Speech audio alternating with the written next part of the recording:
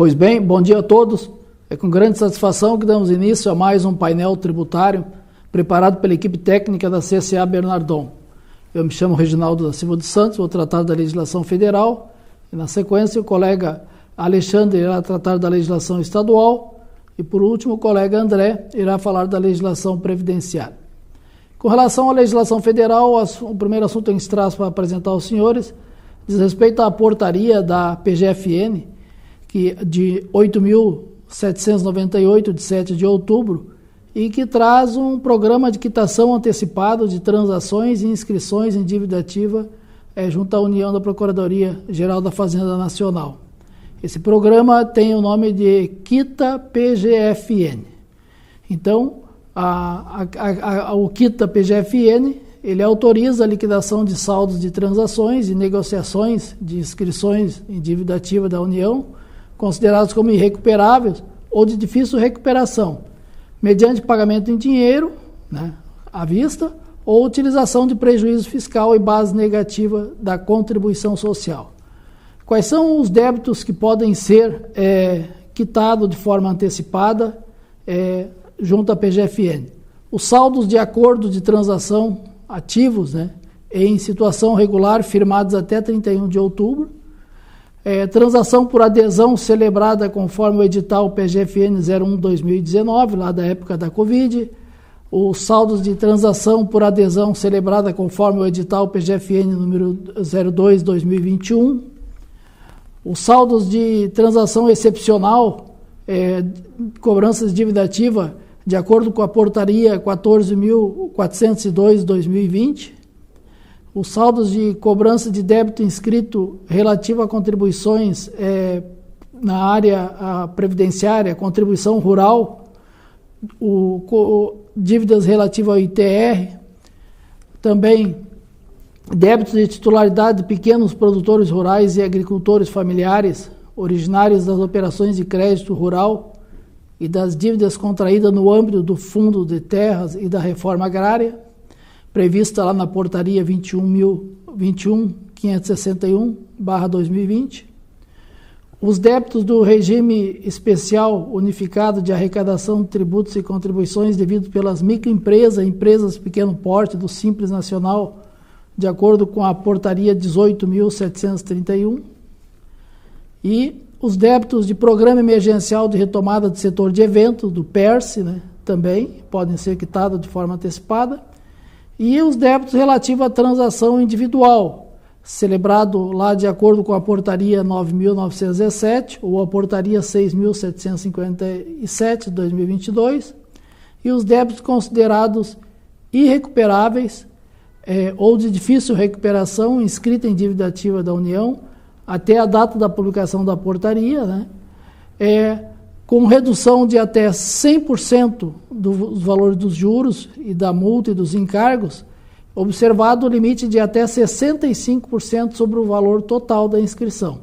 Então, aqueles débitos que ainda não foram objeto de transações, mas que são considerados irrecuperáveis, a PGFN vai aceitar a quitação desses débitos com redução de até 65% do montante dos débitos, limitada a 100% dos encargos de juros, multa e os encargos da Procuradoria. Como é que se dá essa quitação? Então, a liquidação pode ser feita mediante pagamento em espécie de no mínimo 30% do saldo devedor em até 6 parcelas. Então, esse pagamento, esses 30%, em até 6 parcelas, ou em 12 quando se tratar de pessoa jurídica em recuperação judicial, e a liquidação do restante com o uso de créditos decorrente de prejuízo fiscal ou da base de cálculo negativa da contribuição social apurados até 31 de dezembro de 2021. Então, essa adesão será realizada exclusivamente por meio do Regularize, no horário das 8 horas até as 19 no site da PGFN, Regularize, a partir de 1º de novembro de 2022 até 30 de dezembro de 2022. Então, os contribuintes têm até o final do mês para avaliar o enquadramento numa dessas situações de liquidação, onde vão poder fazer uso dos prejuízos, crédito de prejuízo fiscal da base de cálculo negativa e fazer a liquidação antecipada com 30%. Também é lógico que ainda permanecem as demais transações, né, que estão em aberto, que os contribuintes podem fazer a adesão para a liquidação, com redução também de multa e juros, e prazo de até 120 meses. Ainda continua em aberto, e é lógico que depende também as reduções de multa e juros para aqueles contribuintes que não fizeram adesão ao Regularize, depende também da classificação, da prestação de informações da situação econômica fiscal dos últimos 3 anos e a classificação dos débitos, que pode ser de difícil recuperação, onde teria todas as deduções. Então, com relação à legislação federal, o recado que a gente gostaria de transmitir aos senhores seriam esse. Nos encontramos no próximo painel tributário. Fique agora na sequência com o colega Alexandre e depois com o colega André. Um abraço a todos.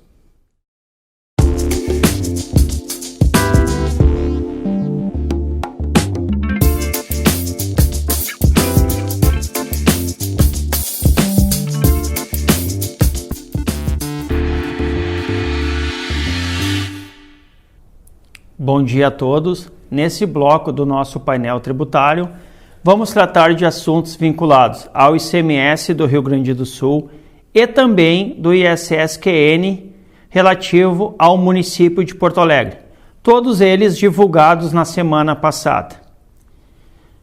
Nesse primeiro momento, então, vamos começar pela taxa de juros a longo prazo, TJLP. Com a publicação da Instrução Normativa 84, publicada no Diário Oficial do Estado em 5 de outubro de 2022, foi divulgado pelo Estado, então, a taxa de juros de longo prazo, TJLP, para o 4º trimestre de 22, ficando em 0,6% ao mês, o que corresponde a uma taxa efetiva de 7,2% ao ano. Também, relativo ao Estado, tivemos uma alteração no IPVA, tratando da imunidade tributária prevista no artigo 3º do regulamento do IPVA. Para fins de reconhecimento dessa imunidade tributária, os partidos políticos, inclusive suas fundações, as entidades sindicais dos trabalhadores e as instituições de educação e de assistência social, sem fins lucrativos, devem apresentar, entre outros documentos, o quê? A cópia dos balanços contábeis, inclusive demonstrativos de receitas e despesas, relativo aos últimos 3 exercícios sociais, quando cabíveis.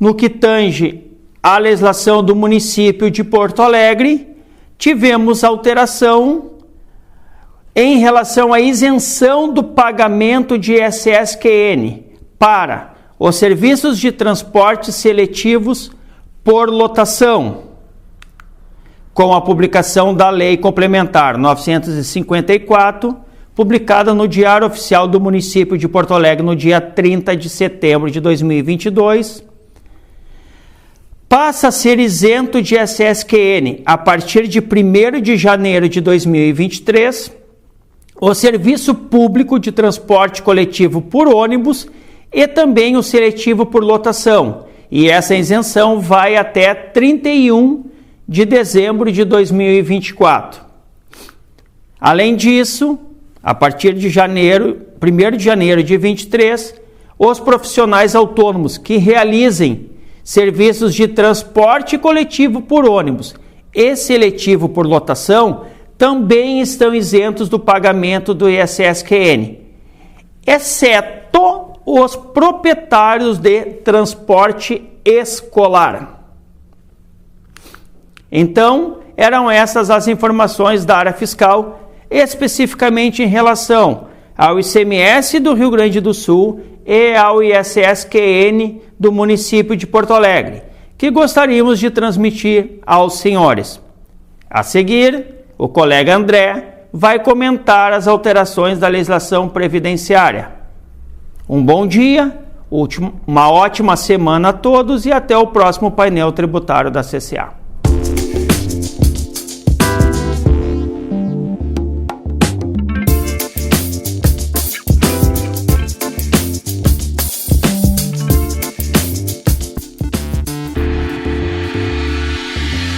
Bom dia a todos. Conforme já noticiamos em outras oportunidades, as reclamatórias trabalhistas também passarão a ser informadas no E-Social. A previsão é que isso ocorrerá em breve, a partir de novembro próximo. As informações pertinentes às reclamatórias trabalhistas deverão ser informadas nos eventos S2500 e S2501. Para instruir as empresas quanto ao lançamento das reclamatórias trabalhistas no E-Social, na semana passada foi disponibilizada no portal do E-Social a nova versão beta do Manual de Orientação do E-Social, que atualizou a versão disponibilizada em agosto passado. Portanto, recomendamos que visitem o portal do E-Social para baixar essa nova versão e inteirar-se das novidades acerca desse tema. Ainda em relação ao E-Social, informamos que o governo federal aprovou as novas versões S1.1 do layout e do manual de orientação MOS do E-Social, que já estão disponíveis no site do E-Social, no portal gov.br. E para encerrar o painel tributário dessas semanas, temos duas ótimas notícias a transmitir para vocês. A primeira delas trata da não incidência do imposto de renda sobre o valor da pensão alimentícia. Após recente decisão do STF, os valores decorrentes de direito de família, como pensão alimentícia, não são mais tributados, devendo, portanto, ser declarados como valores não tributáveis no imposto de renda. A decisão do STF de afastar a incidência do imposto sobre esses valores decorrentes do direito de família foi publicada no dia 23 de agosto, na ação direta de inconstitucionalidade número 5.422. Quem nos últimos 5 anos, portanto, de 2018 a 2022, apresentou declaração, incluindo esse valor como um rendimento tributável, pode retificar a declaração e fazer o acerto com o leão. A declaração retificadora, referente ao ano do exercício do recolhimento ou retenção indevidos, pode ser enviada por meio do programa gerador da declaração no portal ECAC ou pelo aplicativo Meu Imposto de Renda.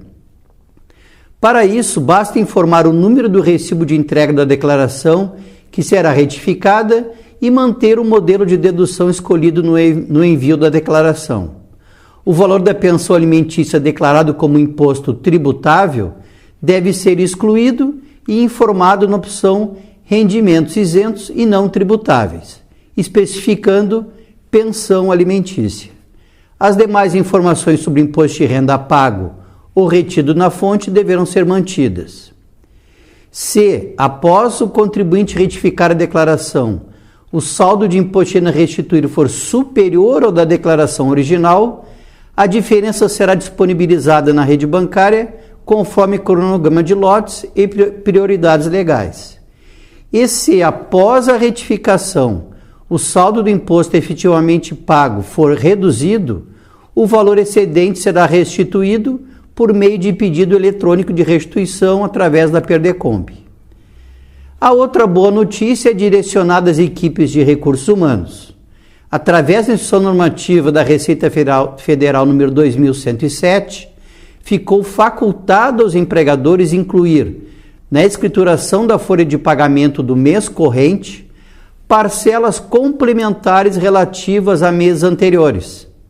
Importante destacar que, exercida essa opção, o empregador ficará obrigado a discriminar os valores devidos ao trabalhador em cada competência e a recolher, juntamente com as contribuições apuradas no mês da escrituração, as contribuições incidentes sobre as parcelas relativas a meses anteriores, informadas no mês da escrituração. Ressaltamos que a referida opção se aplica somente em relação às parcelas complementares passíveis de apuração ou conhecidas após o encerramento da folha de pagamento do mês em que a parcela é devida. Observadas essas condições, a empresa ficará dispensada da obrigação de retificar as declarações correspondentes aos meses em que as parcelas são devidas. Com essa notícia, que reputo ser extremamente importante para os profissionais da área de departamento pessoal, concluímos o nosso encontro de hoje, desejando a todos um ótimo feriado nessa próxima quarta-feira.